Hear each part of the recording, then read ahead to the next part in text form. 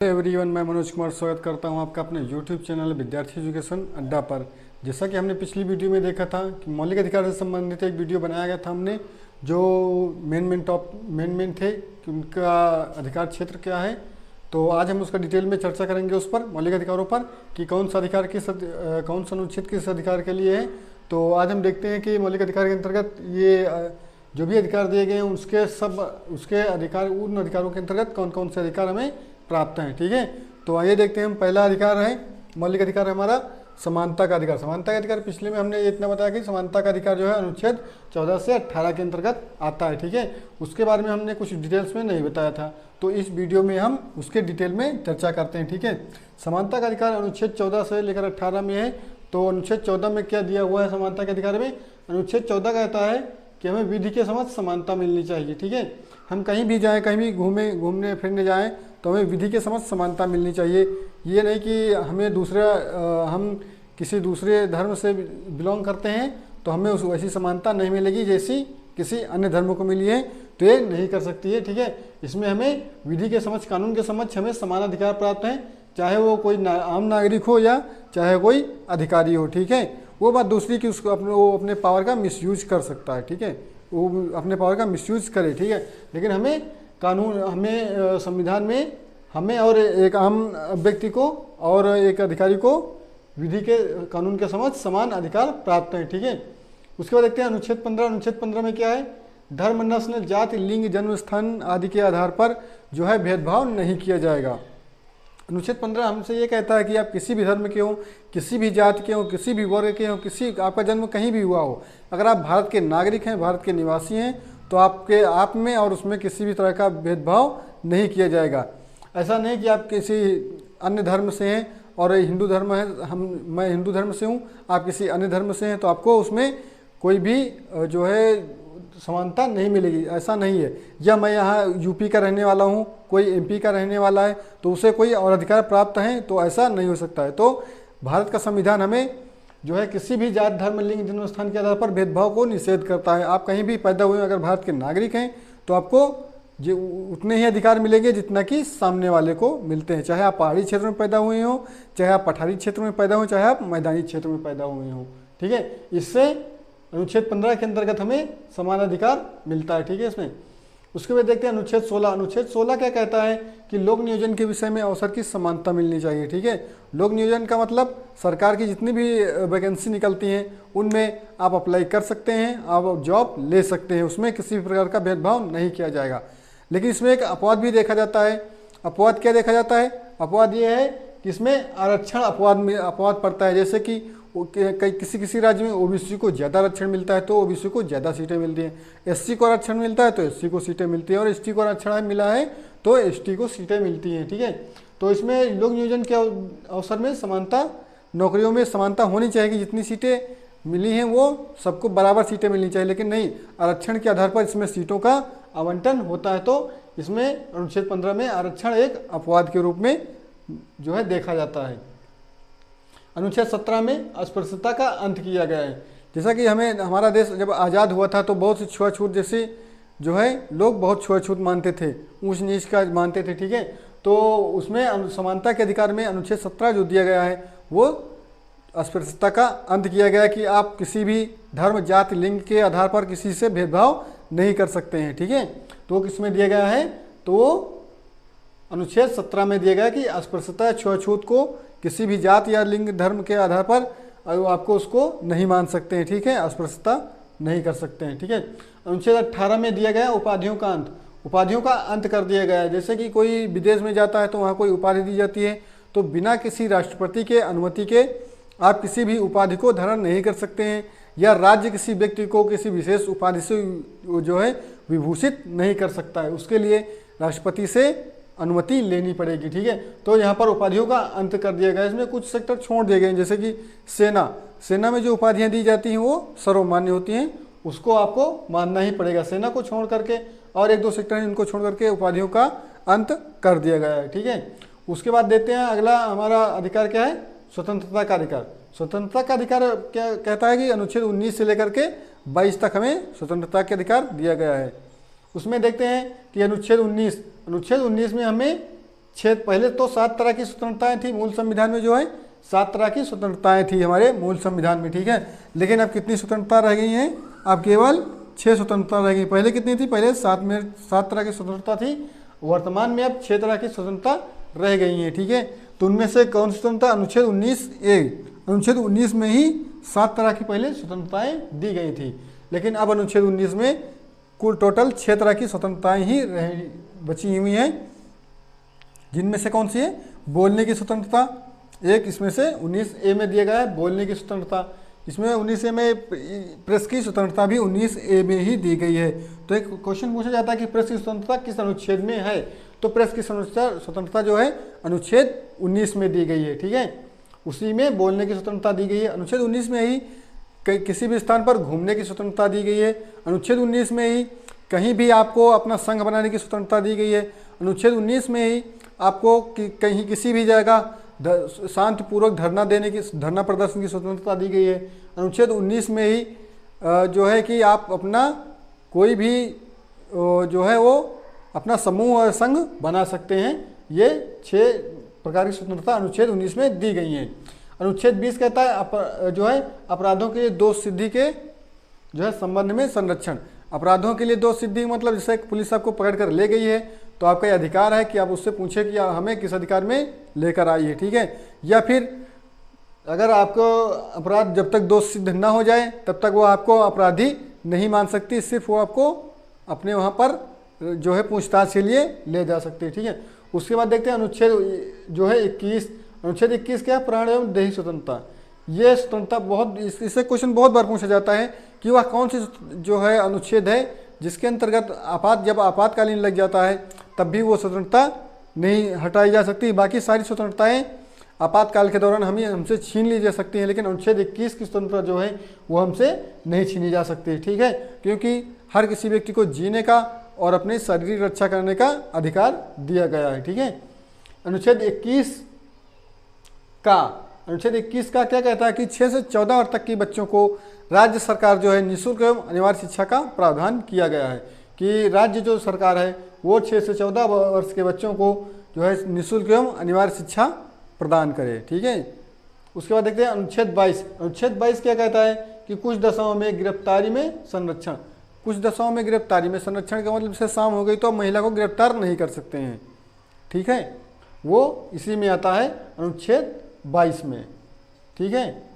उसके बाद देखते हैं शोषण के विरुद्ध अधिकार। अगला हमारा है शोषण के विरुद्ध अधिकार। ये तीसरा हमारा अधिकार है शोषण के विरुद्ध अधिकार। ये कौन सा अनुच्छेद में है, 23 और 24 में, ठीक है। ये किस अनुच्छेद में पड़ता है, अनुच्छेद 23 और 24 में शोषण के विरुद्ध अधिकार। इसमें क्या है, अनुच्छेद 23 जो है वो कहता है कि मानव के दुर्व्यापार और बलात्श्रम का प्रतिषेध। मतलब कि मानव के दुर्व्यापार, जैसे पहले देह व्यापार मतलब मानव को खरीद और बिक्री किया जाता था तो वो अब नहीं किया जा सकता है। और बलात्श्रम मतलब जबरदस्ती किसी से काम नहीं करवाया जा सकता है। अगर हमारा मन होगा तब हम काम करेंगे, नहीं हम काम नहीं करेंगे, कोई हमसे जबरदस्ती नहीं कर सकता। हाँ, अगर आपने कुछ पारिश्रमिक लिया हुआ है तब आपको काम करना पड़ेगा, तब आपसे जबरदस्ती काम करवा सकता है क्योंकि उसने आपको पारिश्रमिक दिया हुआ है। अगर पारिश्रमिक उसने नहीं दिया हुआ है तो आपसे जबरदस्ती काम नहीं करवाया जा सकता है, ठीक है। उसके बाद अनुच्छेद 24 क्या कहता है कि बालकों के नियोजन का प्रतिषेध। ये क्या कहता है, ये भी क्वेश्चन पूछा जाता है कि वह कौन सा अनुच्छेद है जो बालकों को जो है बड़े कारखानों में या फिर खादानों में या कोयले की खानों में या ऐसी खतरनाक जगहों पर काम में नहीं लगाया जा सकता है। तो वो है अनुच्छेद 24। ये क्या कहता है कि 14 वर्ष से कम के बालकों को 14 वर्ष से कम के बालकों को जो है किसी भी खादान में, किसी भी जोखिम भरे काम में उनको नहीं लगाया जा सकता है। ये अनुच्छेद 24 कहता है, ठीक है। उसके बाद देखते हैं हमारा अगला क्या है, धार्मिक स्वतंत्रता का अधिकार। यहाँ से ज़्यादातर क्वेश्चन पूछा जाता है और पूछा क्या जाता है, अनुच्छेद 25 पूछा जाता है इसमें से। अनुच्छेद 25 क्या कहता है कि किसी भी धर्म को मानने, आचरण करने और प्रचार करने की स्वतंत्रता इसमें दी गई है, ठीक है। आप किसी भी धर्म को मान सकते हैं, किसी भी धर्म को अपना सकते हैं और वह उसका प्रचार प्रसार कर सकते हैं, जिससे कि मिशनरी लोग करते हैं या मुस्लिम लोग करते हैं या फिर जो भी जितने भी धर्म हैं वो सभी लोग ये अनुच्छेद 25 के अंतर्गत अपने प्रचार प्रसार को या जो है लोगों तक पहुंचाते हैं और अपने धर्म में कन्वर्ट करते हैं उनको, ठीक है। वो किस अनुच्छेद में है? अनुच्छेद 25 में। अनुच्छेद 26 क्या कहता है? अनुच्छेद 26 कहता है कि धार्मिक कार्यों के प्रबंधन की स्वतंत्रता। आप जो है अपने धर्म से संबंधित किसी भी कार्य को कर सकते हैं, इसमें कोई भी व्यक्ति आपको जो है बाधा नहीं पहुंचाएगा, ठीक है। आप अपने धर्म के कार्य को करने की स्वतंत्रता बिल्कुल प्राप्त है। आप किसी भी कार्य को, अपने धार्मिक कार्य का आयोजन कर सकते हैं, ठीक है। वो अनुच्छेद 26 के अंतर्गत है। ये बहुत कम पूछा जाता है, या फिर नाम मात्र का ही पूछा, कहीं एक दो बार क्वेश्चन में आ गया तो आ गया, नहीं तो ये नहीं पूछा जाता है। अगला हमारा कौन सा अधिकार है? तो अगला अधिकार है सांस्कृतिक एवं शिक्षा संबंधी अधिकार, अनुच्छेद 29 और अनुच्छेद 30, ठीक है। ये सांस्कृतिक एवं शिक्षा संबंधी अधिकार है, अनुच्छेद 29 एवं अनुच्छेद 30। इसमें क्या होता है कि अनुच्छेद 29 जो है वो अल्पसंख्यक वर्गों के हितों का संरक्षण करता है, ठीक है। अनुच्छेद 29 अल्पसंख्यक वर्गों के हितों का संरक्षण करता है। अनुच्छेद 29 क्या कहता है कि इसमें अल्पसंख्यक वर्ग जो है वो अपने हितों का संरक्षण कर सकते हैं, उनके हित में जो भी होगा वो अपना काम कर सकते हैं, बशर्ते ये होता है इसमें कि आपको धार्मिक सौहार्द को बनाए रखना होता है, बाकी आप अपने हित में जो भी होता है वो कर सकते हैं, ठीक है। अनुच्छेद 30 क्या कहता है? अनुच्छेद 30 जो है शिक्षा संस्थाओं की स्थापना एवं प्रशासन करने का अल्पसंख्यक वर्ग को अधिकार है। अल्पसंख्यक वर्ग कोई भी हो, वो अपनी शिक्षा संबंधी जो है शिक्षा को और अपनी प्रशासन को जो है प्रशासन करने का अधिकार उसको दिया गया है अनुच्छेद 30 में। शिक्षण संस्थाओं को खोल सकता है, जैसे मदरसे खुले हुए हैं, या सेंट जेवियर स्कूल हैं वो भी खुले हुए हैं, तो वो अपनी शिक्षा संबंधी प्रसार प्रचार कर सकते हैं और उसमें कोई भी जा कर के पढ़ सकता है। और इसमें जो है कि सरकार भी उनको जो है शिक्षण संस्थाओं को बढ़ावा देगी, सरकार इसमें किसी भी प्रकार का भेदभाव नहीं करेगी, ठीक है, और उनको बढ़ावा देगी, ठीक है। ये होता है सांस्कृतिक एवं शिक्षा संबंधी अधिकार के अंतर्गत। उसके बाद देखते हैं संवैधानिक उपचारों का अधिकार। अगला क्या है हमारा? संवैधानिक उपचारों का अधिकार। ये किसमें दिया गया? अनुच्छेद 32 में, जिसको बाबा साहेब भीमराव अम्बेडकर ने संविधान की आत्मा कहा है, ठीक है। ये कोटेशन बहुत बार पूछा जाता है कि किस अधिकार को संविधान में बाबा साहब ने संविधान की आत्मा कहा है, तो अनुच्छेद 32 जो है उसको, अनुच्छेद 32 को बाबा साहब ने संविधान की आत्मा कहा है, ठीक है। इसमें देखते हैं इसमें क्या होता है। सर्वोच्च न्यायालय 5 प्रकार की रिट जारी करने का अधिकार सर्वोच्च न्यायालय को। वो कौन कौन सी रिट है? पहला है बंदी प्रत्यक्षीकरण। अगर किसी को बंदी बनाया गया है और काफ़ी दिनों तक उसको बंदी बनाए रखा गया है और न्यायालय के समक्ष प्रस्तुत नहीं किया गया है, तो न्यायालय यह अपना रिट जारी कर सकती है और